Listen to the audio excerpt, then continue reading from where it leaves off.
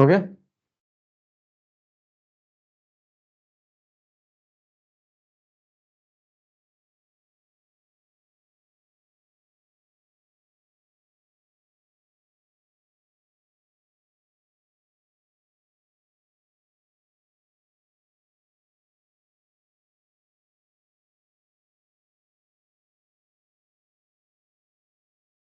Done.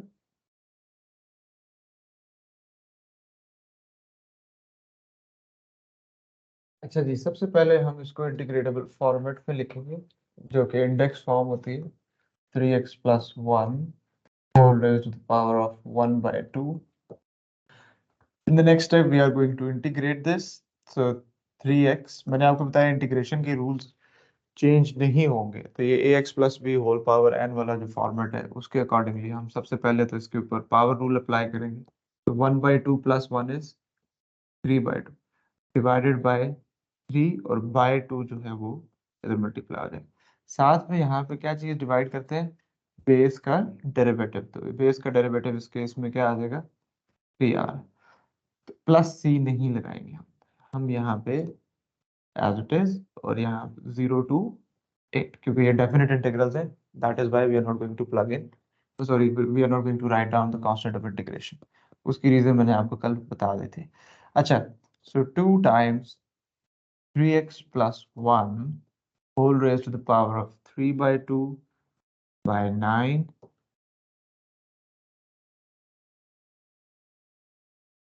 from 0 to 8. Now this is the integrated function now. अब limits कैसे apply करते हैं, जो इंटीग्रेटेड फंक्शन है पहले उसमें अपर लिमिट पुट करेंगे। तो अपर लिमिट x में हमने ये पुट करना है।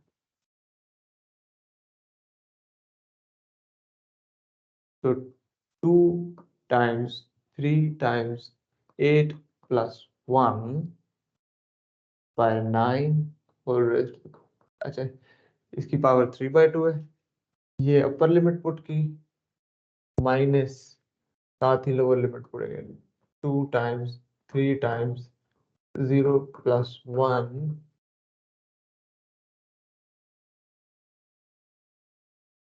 फिर लोअर लिमिट 0 पुट की। इसको सॉल्व कर लेंगे।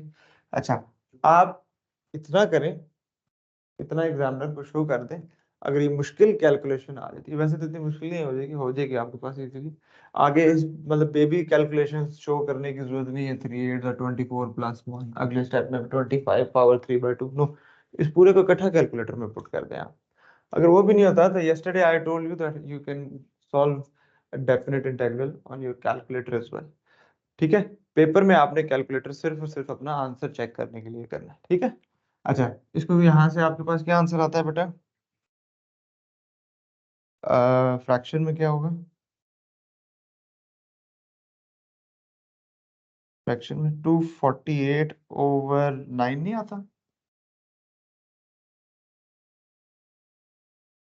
जो एग्जैक्ट वैल्यू, ठीक है। ठीक हो गया, जिसको आप डेसिमल में चले, ये आपके पास आंसर आ गया। अच्छा, कल भी हमने कुछ क्वेश्चंस किए थे इससे रिलेटेड, आप लोगों के पास होंगे, मैं सिर्फ उनके आंसर्स लिख रहा हूँ यहाँ पे। कल हमने एक क्वेश्चन किया था, integration of from 1 to 3 3x² - 8x + 5 with respect to x. Then we did integration from -1 to 2 x³ - 4 with respect to x. Then we did 1/x dx।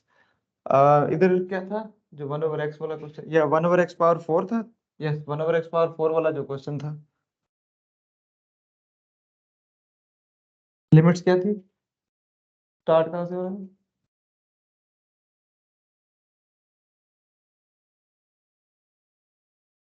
जो आखिर में एंड पे कल किया था हमने।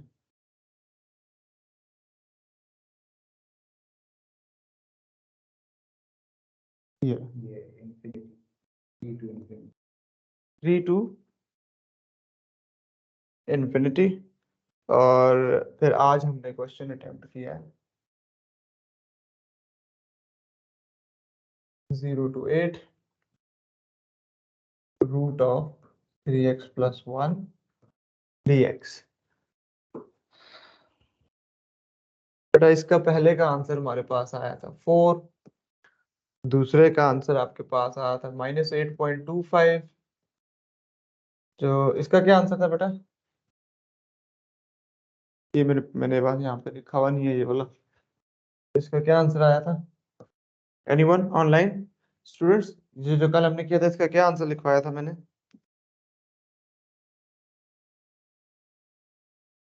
जो आज हमने किया दैट इज 248/9। अच्छा बेटा अब इसके अंदर चले वटेवर जो भी आंसर था, अभी जो हमने इससे पहले इंटीग्रेशन करते आए हैं, इंटीग्रेट करने के बाद आपके पास एक इंटीग्रेटेड फंक्शन आता था, but in this case in definite integral you are getting a numerical value. ठीक हो गया?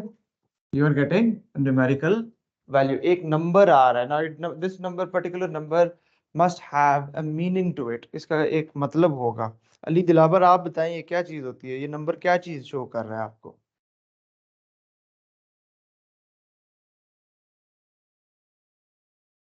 ये नंबर है, ये -8.25 है, 248/9।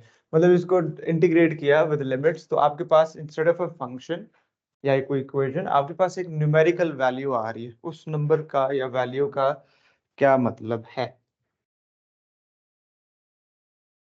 उसका मतलब होता है बेटा area under the graph, area between the graph and the x axis, area between the graph and the x axis. For example आपके पास ये है y एक्सिस और ये है आपके पास x axis, and let's suppose आपके पास एक क्वाड्रेटिक कर्व है इस तरीके से। ठीक हो गया? वैसे तो area under this graph is going to be infinite, क्योंकि इसको अगर आप लेफ्ट साइड पे देखें तो ये इनफिनिट तक जा रहा है, नेगेटिव इनफिनिटी तक। राइट साइड से देखें तो ये एक्सपैंड हो रहा है पॉजिटिव इनफिनिटी तक। तो इसके अंडर और एक्स एक्सिस के दरमियान ये तो इनफिनिट एरिया। तो हम यहाँ पे लिमिट्स लगा देते हैं, हम कहते हैं लेट सपोज एक्स की वैल्यू -4 से लेकर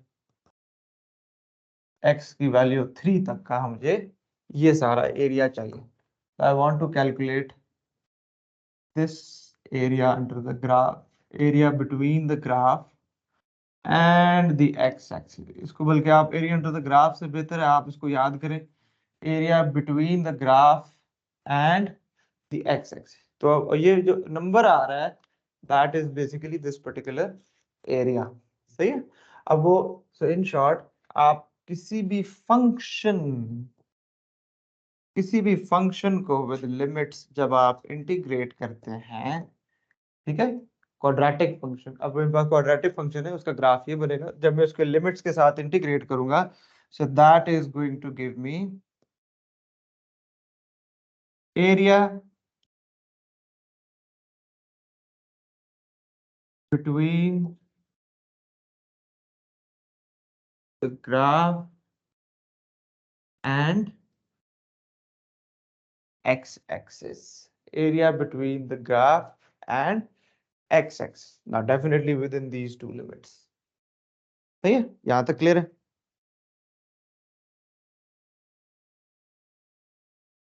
इंफिनिटी वाला एक दफा और करवाते हैं जी। किधर गया है?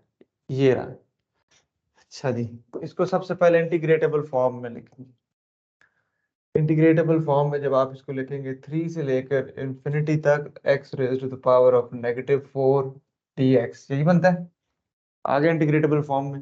ओके, अब इसको इंटीग्रेट जब आप करेंगे तो इसकी इंटीग्रेशन आएगी -4 + 1 इज -3 ओवर -3। लिमिट्स लगा दे 3 से लेकर इन्फिनिटी तक। अब इसको मैं थोड़ा सा अरेंज करके लिखता हूँ before I plug in the plug in the limits. Can I write the very same integrated function as, ये माइनस का साइन ऊपर ले आए, ये नेगेटिव इंडेक्स वाला x जो है इसको नीचे ले आते हैं, तो ये हो जाएगा -1/3x³, 3 से लेकर इन्फिनिटी तक। ठीक है? अच्छा, अब इसके अंदर आप लिमिट्स अप्लाई करें, तो पहले अपर लिमिट अप्लाई करेंगे 1/3 इन्फिनिट क्यूब, ठीक हो गया। ये अपर लिमिट अप्लाई की हमने, minus, now we will apply the lower limit, -1/3 and then 3 cubed। हाँ जी, अब प्रॉब्लम आता है इस जगह पे, यहाँ तक तो सारे कर लेंगे, अब आता है ये इन्फिनिट कैसे प्लग इन किया है, तो इसको वैल्यू क्या होगी। इसके लिए मैंने कल आपको बताया था, जो मेन एक कॉन्सेप्ट है वो सिंपल ये वाला है, anything divided by zero is always equals to infinity। Now swap them, so anything divided by infinity will be equals to, तो डिनोमिनेटर में जब इन्फिनिटी आ जाए तो वो क्या हो जाएगा, जीरो हो जाएगा, तो ये पूरी साइड क्या होगी, जीरो होगी, ठीक है। Anything divided by infinity is equals to zero, तो ये चीज जीरो होगी आपके पास। अब देखें, इन्फिनिटी का क्यूब लेंगे आप तो वो भी एक इन्फिनिट होगा, और उसको 3 से मल्टीप्लाई कर देंगे तो वो भी एक इन्फिनिट होगा, सही है। अब -1 ओवर इन्फिनिट रह जाता है, so anything divided by infinite is equals to zero, तो आपके पास ये क्या चीज बच गई, जीरो, माइनस माइनस प्लस 1/81, ठीक है। तो आपके पास इसका आंसर आ रहा था 1/81। ओके, यहां तक क्लियर है। ऑलराइट, तो ये आपको देगा जी बेटा area between the curve and the x axis. अच्छा, अब मैं यहाँ पे आपके पास एक इक्वेशन लिखते हैं, y equals x² minus 4x plus 10, ठीक है। अच्छा, इसके जो वर्टेक्स का x कोऑर्डिनेट है वो किस पे होगा बेटा, 2 -2 पे होगा इसका, ठीक हो गया। अच्छा, इसका ग्राफ बनाते हैं।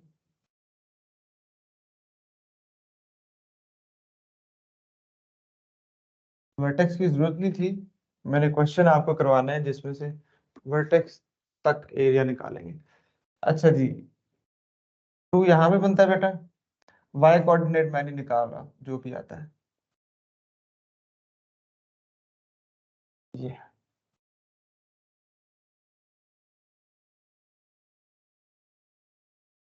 Let's suppose this is the y coordinate, ये आपके पास ग्राफ कुछ ऐसे बना। एग्जामिनर आपको कहता है ये x की वैल्यू से, एग्जामिनर आपको कह रहा है 0 से लेकर 2 तक का जो एरिया है ये फाइंड आउट करें।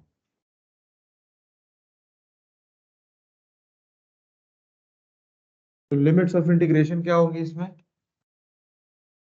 0 से लेकर 2 तक, सो integrate y from 0 to 2 with respect to x, integrate x² minus 4x plus 10 with respect to x from 0 to 2।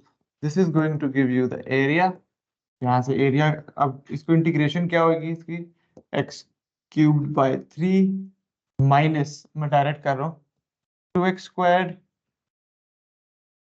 Plus 10x, 0 से लेकर 2 तक। पहले आप इसमें अपर लिमिट पुट करें तो वो आ जाएगा 2³/3 माइनस 2 टाइम्स 2² प्लस 10 टाइम्स 2। इस इंटीग्रेटेड फंक्शन में जहां जहां x I have plugged in 2 into it, minus इसी इंटीग्रेटेड फंक्शन में जहां जहां x है I am going to plug in 0 into it, तो ये भी 0, ये भी 0, ये भी 0 मल्टीप्लाई हो जाएगा, तो ये सिर्फ 0 बच जाता है, ठीक है। इसको जब आप सॉल्व करेंगे क्या आंसर आ रहा है, 44/3। ना एरिया हमेशा स्क्वायर यूनिट्स में दिया जाता है तो सिंपल आप लिख लें 44/3 स्क्वायर यूनिट्स। यहां तक क्लियर है। अच्छा जी, ये this is how you are going to work out the area. Now let's look into the proof of this, कि क्या ये वाकई में एरिया देता है या नहीं।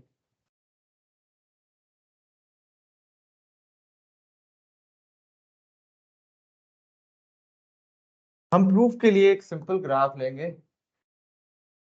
ये शेप तो हमने कहीं नहीं पढ़ी थी because this is the curve part. ठीक हो गया। In order to prove this to prove this concept, हम इसमें एक सिंपल सी सिचुएशन लेते हैं। Let's suppose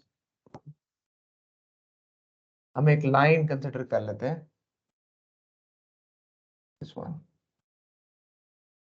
ठीक है, ये लाइन है जिसकी इक्वेशन है y equals 2x plus 1। ये यहाँ पे 1 पे कट कर रही है और यहाँ पे -0.5 पे कट कर रही है। लेट्स सपोज यहाँ पे आपके पास 2 है, इसकी y वैल्यू क्या होगी बेटा? उसमें 2 पुट करें, 5 हो जाएगी। ठीक है, 2 2 ज़ा 4 प्लस 1 5। एग्जामिनर आपको कहता है कि जी ये एरिया फाइंड आउट करके बताएं। ठीक है, area between the graph and the x axis. तो चलें जी, we are going to integrate y। Limits of integration क्या लगेंगी बेटा इसके अंदर? -0.5 से लेकर 2 तक। इसको x की रिस्पेक्ट से हम इंटीग्रेट करेंगे। ठीक है, और ये आपके पास आ गया 2x प्लस 1 -0.5 से लेकर 2 तक। तो इसकी इंटीग्रेशन होगी बेटा एक्स स्क्वायर प्लस एक्स, यही आती है। -0.5 से लेकर 2 तक आपने इसको इंटीग्रेट करना है। पहले अपर लिमिट पुट करेंगे, सो 2 स्क्वायर प्लस 2 अपर लिमिट पुट कर ली इंटीग्रेटेड फंक्शन में, माइनस लोअर लिमिट पुट करेंगे -0.5 स्क्वायर प्लस एक्स की जगह -0.5। इसको आप कैलकुलेट करेंगे, 4 4 प्लस 2 6 माइनस इधर से -0.25। तो टोटल एरिया कितना आ गया? 6.25। This is through integration. But if you look carefully, हमें यहाँ पे इसकी जरूरत नहीं थी क्योंकि हम सिर्फ प्रूफ कर रहे हैं, इसलिए मैंने इसे किया है। There is an easy way to find out this particular area जो हाईलाइट हुआ है। ये शेप क्या है आपके पास? ट्रायंगल है। तो ट्रायंगल का एरिया बेटा कैसे फाइंड आउट करते हैं? हाफ टाइम्स बेस, जो कि इस केस में 2.5 है पूरी लेंथ, और हाइट मैंने शुरू में ही आपसे y कोऑर्डिनेट निकलवा लिया था इसका, वो 5 है। ठीक हो गया, इसको आप करें, you should be able to get 6.25। ठीक हो गया। तो अब ये देख लें, ये इधर से भी वही आंसर आ रहा है, इधर से भी। इस लाइन के केस में तो definitely this is an easier method, but जब आपके पास कर्व्स होते हैं तो उस केस में इसके अलावा और कोई रास्ता नहीं है। Okay, so this is how we are going to work out area between the curve and the x axis। अच्छा बेटा, अब आपने देखा कि जब हम d2y/dx² को x की रिस्पेक्ट से इंटीग्रेट करते हैं तो आपके पास क्या आता है बेटा? ये कल भी मैंने लिखवाया था, और इसको क्या बोलते हैं? ये होगा ग्रेडियंट फंक्शन। और फिर dy/dx को जब हम इंटीग्रेट करेंगे x की रिस्पेक्ट से तो फिर आपके पास क्या आएगा? y। और ये क्या होगा? Equation of curve. और फिर जब आप y को इंटीग्रेट करते हैं विद रिस्पेक्ट टू x, फिर आपके पास क्या आता है बेटा? Area between curve and x axis. Area between the curve and x axis, ये इंपॉर्टेंट चीज है, इसको याद रखना। हो सकता है कभी उसने आपको ये दिया हो तो वो आपसे ग्राफ इसका दिया हो और आपसे एरिया पूछे तो इसको सिर्फ इसकी इंटीग्रेशन से आंसर नहीं आएगा। ठीक हो गया? ऑलराइट, नाउ अभी जो पीछे हमने क्वेश्चन किया बेटा, मतलब कल जो किए थे प्रैक्टिस क्वेश्चंस, उसमें ये देखें एक आंसर आपके पास नेगेटिव आया हुआ है। अब ये एरिया, अब एरिया तो नेगेटिव होता नहीं है, एरिया नेगेटिव तो होता नहीं है। This negative area means that particular this area is between the curve and x axis but below the x axis, ये x axis के नीचे वाली साइड पे। ठीक हो गया, इससे ये इंफॉर्मेशन मिल रही है। अभी हमने ये क्वेश्चन अटेम्प्ट किया, इसमें it was the shaded area was above the x axis, positive answer आया। Shaded area was above the x axis, positive answer आया। तो अब ये बात क्लियर है कि नेगेटिव वैल्यू का क्या मतलब है। So for example if you have a curve like this,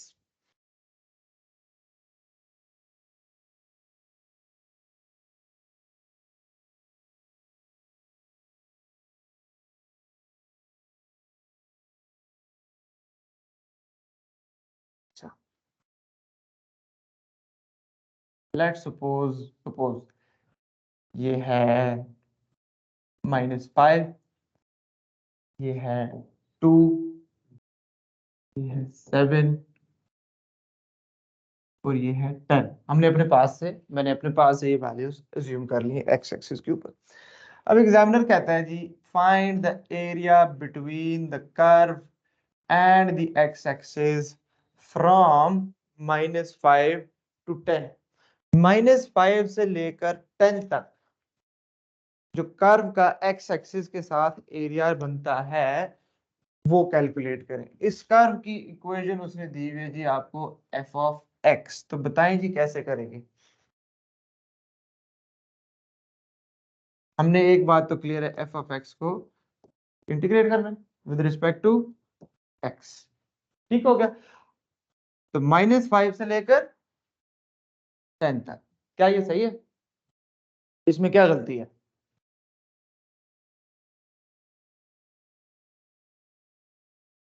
अच्छा बेटा, इसमें प्रॉब्लम ये है, मैंने आपको बताया जो एरिया अंडर द कर्व होगा उसकी जो कैलकुलेटेड वैल्यू आएगी वो क्या आएगी? Negative. That only shows, that doesn't mean that area is negative. That only means that that particular area is below the x-axis. For example, ये एरिया है 10, ठीक हो गया, ये एरिया है 15 और ये एरिया है let's suppose 20।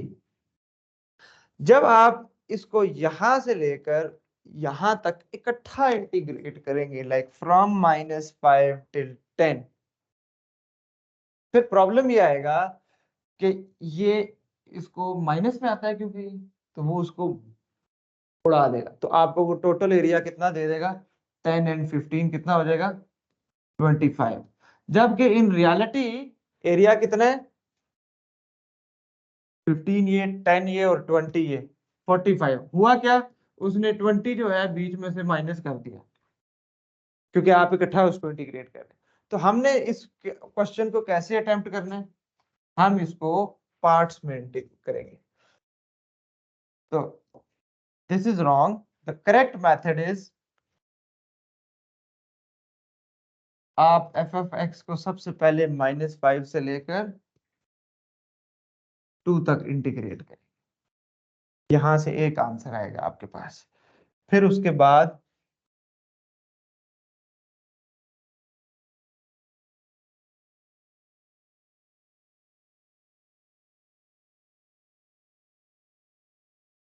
Equation of curve को इंटीग्रेट करेंगे तो एरिया आएगा ना।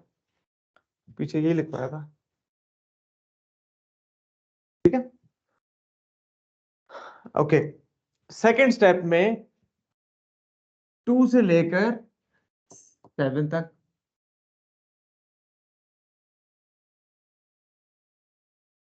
और थर्ड स्टेप में 7 से लेकर 10 तक, इन तीनों को इंटीग्रेट करेंगे। यहां से आपके पास आंसर आएगा +10, यहां से आपके पास आंसर आएगा -20 और यहां से आपके पास आंसर आएगा +15। मुझे जब टोटल एरिया बताना है, this area plus this area, तो मैं उसमें -20 नहीं ऐड करूंगा। I will be ignoring the negative sign क्योंकि मुझे ये एरिया इंक्लूड करना है साथ में, ठीक है। तो मैं लिखूंगा total area will be equals to 10 plus 20 plus 15 which is equals to 45। ठीक है, यहां तक क्लियर है बेटे? अच्छा जी,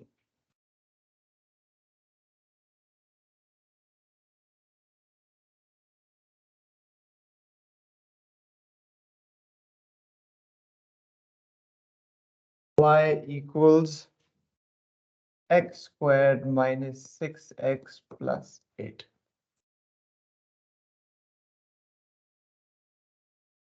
Calculate the shaded area. Shaded area में आपको यहाँ पे बना के दे देता हूँ।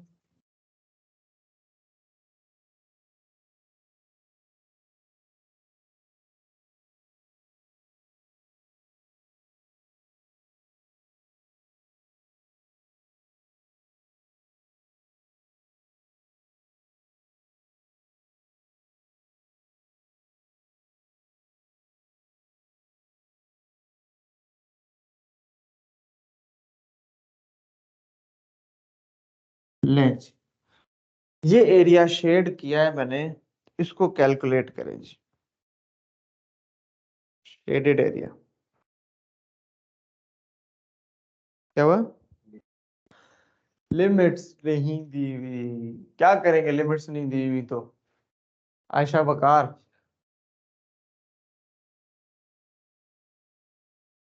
Sir, could you repeat what you said? Limits नहीं दी हुई यहाँ पे, ऐसे ही है ना, तो कैसे इंटीग्रेट करेंगे इसको? मुझे एरिया फाइंड करना है, मुझे दो एक्स की वैल्यूज चाहिए यहाँ से लेकर यहाँ तक। इधर तो लिमिट्स ही नहीं दी हुई, मैंने सिर्फ इक्वेशन लिखी है और ग्राफ बना दी और मैंने कहा शेडेड एरिया निकालें, तो बताएं कैसे करेंगे इसको?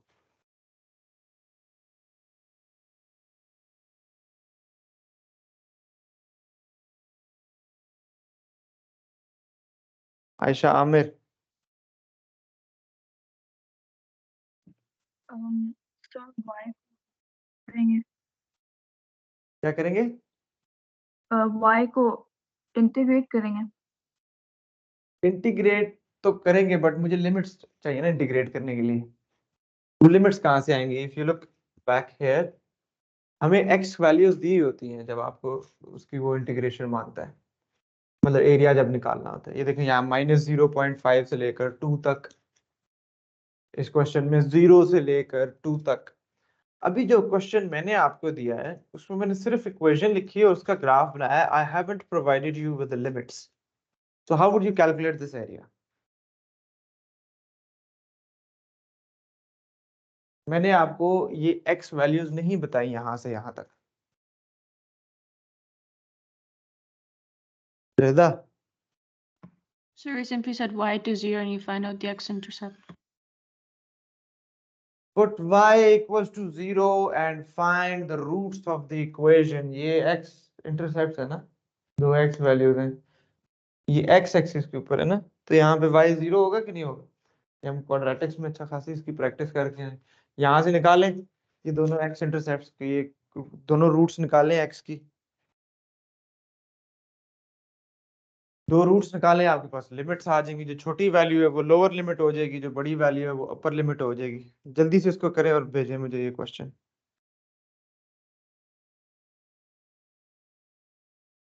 बिल्कुल दिखानी चाहिए जी ना। मार्क्स होते हैं इसके, ठीक है। आप वर्किंग पूरी ना दिखाएं ना, आप इक्वेशन लिखें x square minus 6x plus 8 equals to 0, ठीक है। फिर आप लिखें x is equal to quadratic formula, ये बेस्ट तरीका होता है, कोई सोचने की जरूरत नहीं है, फॉर्मूला बस रट्टा होना चाहिए, बीच में वैल्यूज प्लग इन कर देनी है। ये किया, कोई कैलकुलेशन नहीं करने, आगे कैलकुलेटर के क्वाड्रेटिक मोड में जाएं, वहां से अगले स्टेप में आंसर एग्जामिनर को शो तो करें, आपको भी पता है कि आप सॉल्व कर रहे हैं क्वाड्रेटिक इक्वेशन। यहाँ से बताएं क्या आ रही है दो रूट्स, एक x की वैल्यू आ गई 2 और दूसरी x की वैल्यू आ गई 4। So basically these two points of intersection are 2 and 4 respectively. तो लिमिट्स क्या लग जाएंगी अब? 2 से लेकर 4 तक। आयशा बकार समझ में आया? Yes, sir. ठीक है।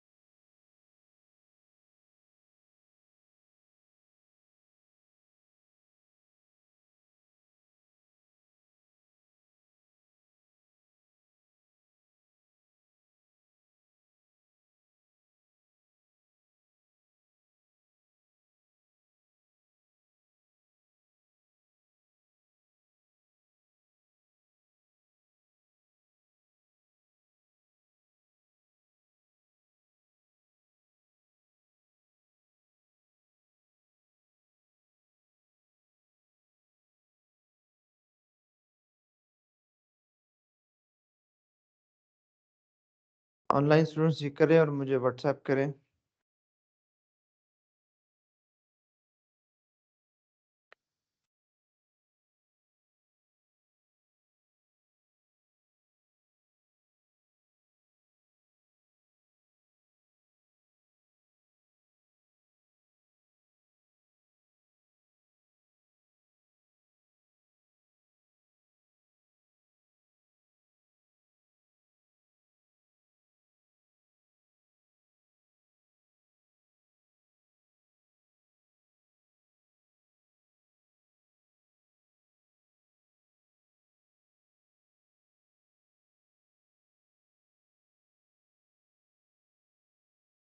क्या आंसर आ रहा है?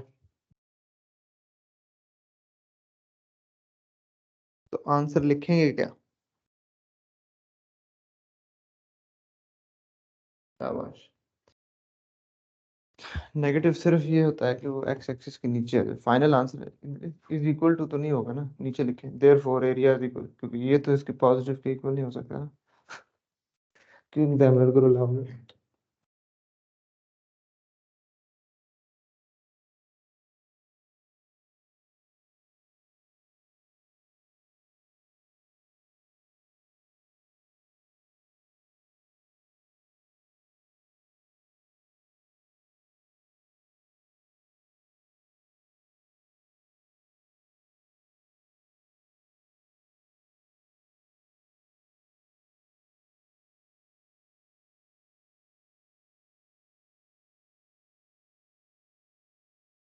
हम्म?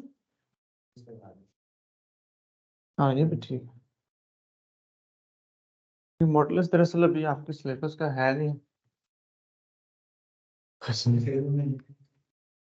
नहीं, और बात कुछ भी नहीं। क्लियर है? हाँ जी। किसी ने नहीं भेजा यार, ऑनलाइन वाले स्टूडेंट्स ने सारे नाराज हो गए लगता है। मुश्किल चीज है। हम्म। Sir, I'm almost done. अच्छा अच्छा, भेजें।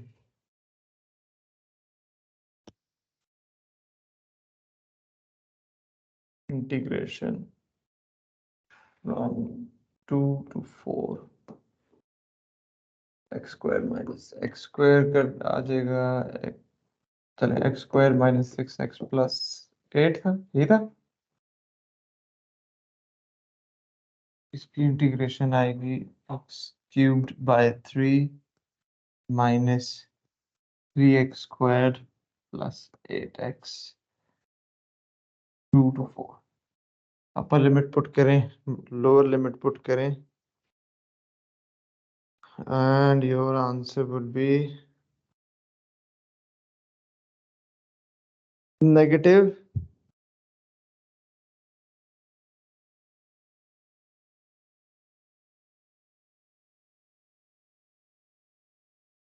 -4/3 आता है। अब -4/3 से सिर्फ यही मतलब है कि वो नीचे, therefore area is equals to +4/3 squared units। ठीक हो गया? एरिया नेगेटिव तो नहीं होता ना, हमने उसको पॉजिटिव ही लिखना है। Sir, yes, if we don't put the integration symbols, doesn't matter. if we don't put these integration symbols, this is what you mean? Yeah, and we don't write dx, so it doesn't matter. Yeah, it does. Because while doing differentiation, dy by dx, we can't just write dy. Okay? We cannot just write dy. तो वो फिर problem हो जाता है। It helps you कि आप किस variable के रिस्पेक्ट से इंटीग्रेट कर रहे हैं। ठीक है? What आगे if बढ़ we के just ऐसे write the question, integral and we don't write the s symbol? Is it fine then? this one? Yeah. Is it annoying? I know it is annoying, but you'll get used to it. And the only way to get used to it is embrace it. ठीक है रेता? I know yeah. it is very annoying, लेकिन खैर है। दरअसल आगे कुछ questions ऐसे आएंगे जिसमें आप डिफरेंट वेरिएबल्स के रिस्पेक्ट से इंटीग्रेट करना है। एग्जामिनर को थोड़ा सा होता है कि वो एग्जामिनर के लिए इसका, आई थिंक इसका एक अल्टरनेट भी होता है, अब वो मुझे याद नहीं है क्या है, चेक करूंगा मैं फिर बताऊंगा। ये इस एस सिंबल का एक अल्टरनेट भी होता है, बट वो हर किसी को नहीं पता होता क्योंकि वो इतना फ्रीक्वेंट यूज नहीं होता। मैं चेक करके फिर आपको बताऊंगा वो क्या है। चलो वो है। अच्छा जी, चलें अब आगे क्वेश्चन करना है, जल्दी से ये डायग्राम बनाते जाएंगे। हमने सिर्फ डिस्कस करेंगे कि हमने इनको जो एरिया है वो किस तरीके से हम फाइंड आउट करेंगे। अटेम्प्ट नहीं करना question, we are only going to discuss it.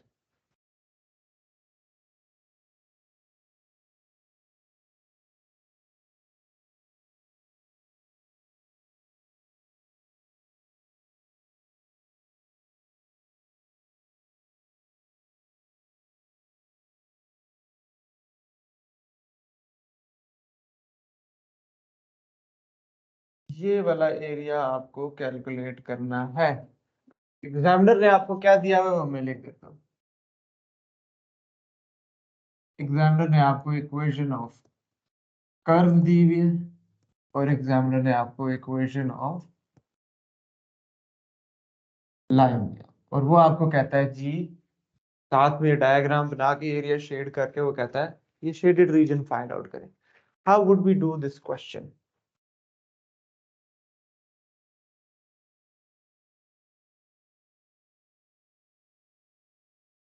Mutashim जो भी आ रहा है दिमाग में, कोई मसला नहीं, बता दें। Let me here your thoughts ताकि करेक्ट करो।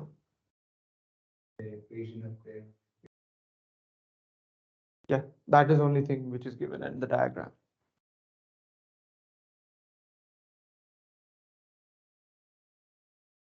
इंटीग्रेट करेंगे, ठीक है। इंटीग्रेशन के लिए क्या चाहिए था?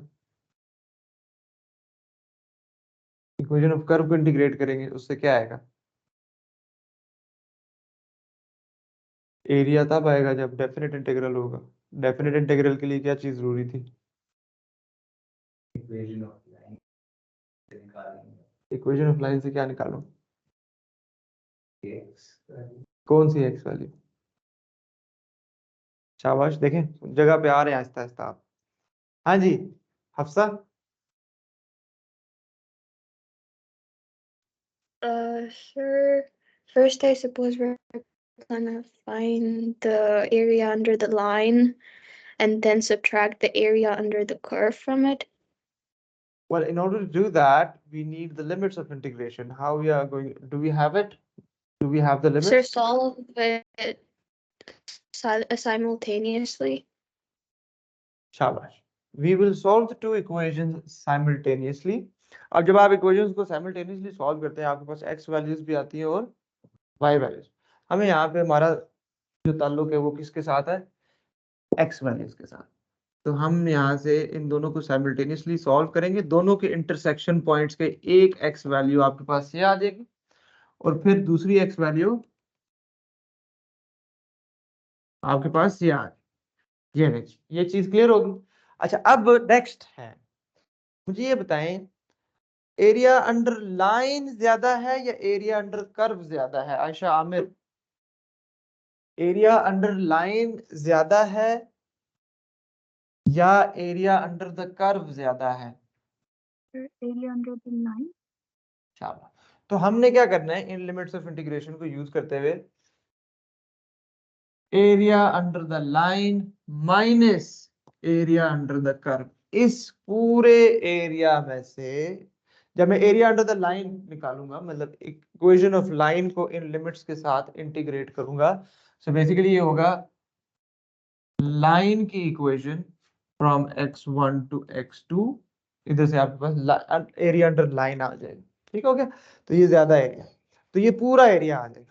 फिर उसमें से मुझे ये एरिया माइनस करना है ताकि मेरे पास सिर्फ ये वाला है। तो ये एरिया कौन सा है? Area under the curve. तो minus integration from x1 to x2, curve को इंटीग्रेट करेंगे यहाँ, तब आपके पास जाके ये शेडेड रीजन आएगा। ओके, आप जब इनको साइमल्टेनियसली सॉल्व कर रहे हैं और फॉर एग्जांपल साइमल्टेनियसली सॉल्व करते हुए आपके पास y वैल्यूज आ गई हैं पहले, तो उसे टेंशन ही लेनी, अगर उससे आसान लगता है चलिए उस पर मैं बाद में जाऊंगा। आपने अभी फिलहाल के लिए आपको x वैल्यूज चाहिए थी, तो आप उन y वैल्यूज को यूज करें, इक्वेशंस में पुट करें और x वैल्यूज निकाल लें उनकी। ठीक है, यहाँ तक क्लियर है? अच्छा, एक और क्वेश्चन देता हूँ आपको।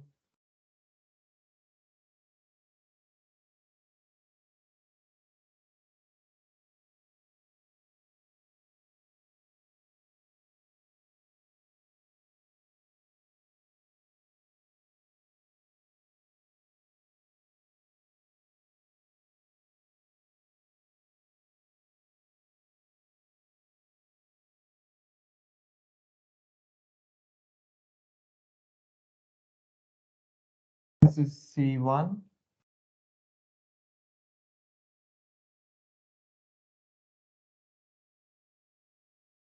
C2,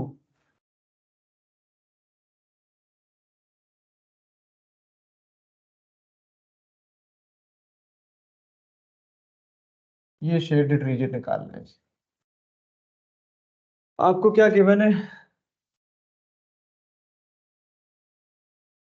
Equation of curves are given C1 and C2। कैसे निकालेंगे? साइमल्टेनियसली सॉल्व करेंगे, उससे क्या आएगा आपके पास? आपके पास इनकी x वैल्यूज चाहिए आपको, यहां से आपने इनकी x वैल्यूज निकालनी। Suppose this is x1 and this is x2। ठीक हो गया? ये दो कर्व की इक्वेशन ऐसी होंगी जो इजीली आप साइमल्टेनियसली सॉल्व कर सकेंगे, उससे परेशान नहीं होना। ठीक है? अच्छा, उसके बाद जब आप नाउ चेक, ध्यान से देखें, एक्स एक्सिस का से लेकर किस कर्व तक का एरिया ज्यादा है? तो C1 का एरिया ज्यादा है, तो आप पहले C1 को इंटीग्रेट करके एरिया अंडर C1 निकालेंगे, तो ये सारा एरिया आ जाएगा आपके पास। उसमें से आपने फिर C2 का एरिया कम है, वो माइनस कर देना, तो पीछे आपके पास शेडेड एरिया आ जाएगा। तो we will integrate from x1 to x2 C1 minus x1 से लेकर x2 फिर C2। This is going to give you the area of the shaded region।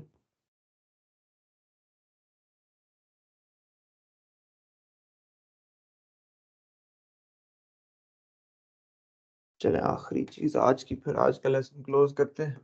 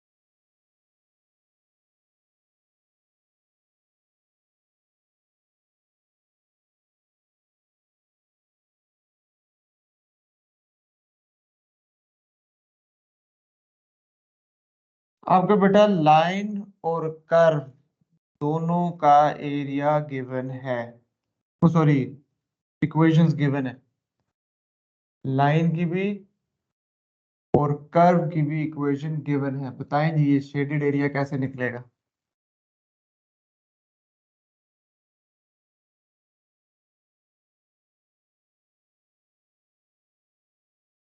You are provided with the equation of line and the equation of curve.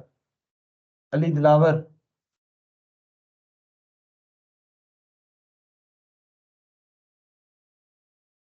Yes sir. ये area कैसे निकालेंगे?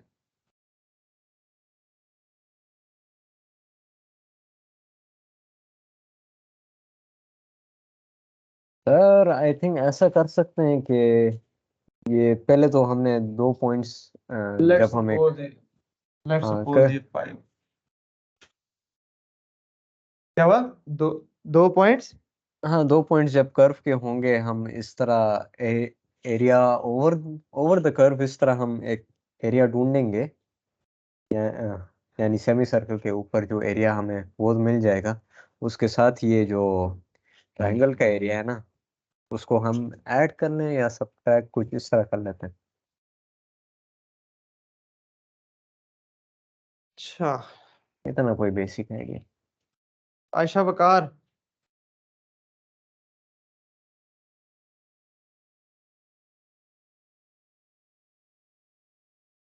Sir, I'm thinking एक second.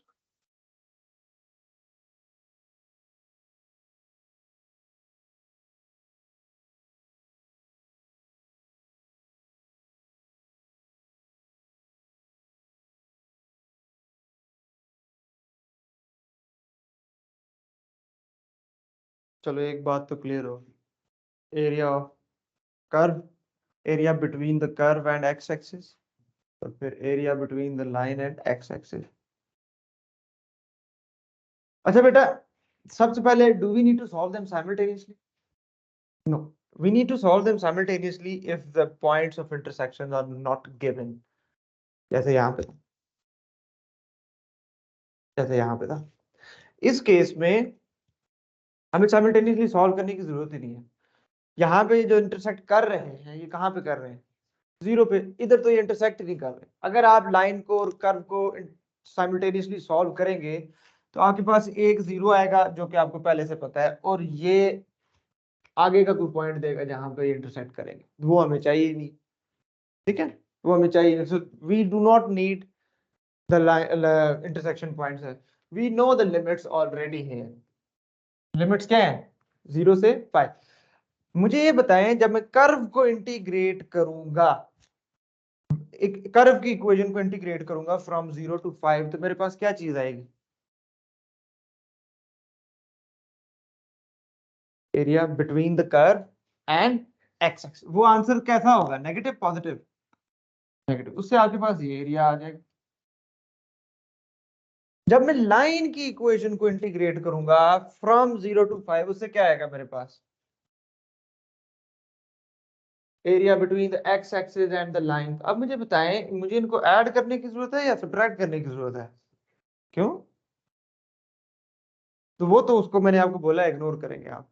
तो फिर मुझे इनको क्या करना है? ऐड करना है। लेट्स सपोज इसका एरिया आया 10 और इसका एरिया आया 15, तो टोटल एरिया क्या लिखूंगा? 25। तो हर दफा सब्ट्रैक्शन नहीं करनी, हम ध्यान से देखेंगे कि हमें क्वेश्चन की रिक्वायरमेंट क्या है, उसके अकॉर्डिंगली हम आगे प्लान बनाएंगे। ओके, चलें। आज की इस लेसन की रिकॉर्डिंग जरूर देखिएगा, क्योंकि कल हमने इसी से रिलेटेड आगे चलना है और चीजें थोड़ी सी कॉम्प्लिकेटेड होती जाएंगी। आज हमने एक्स एक्सिस के साथ देखा एरिया, कल हम वाई एक्सिस के साथ देखेंगे वो एरिया कैसे निकालना है। चलें जी, ओके जी, टेक केयर, अल्लाह हाफिज।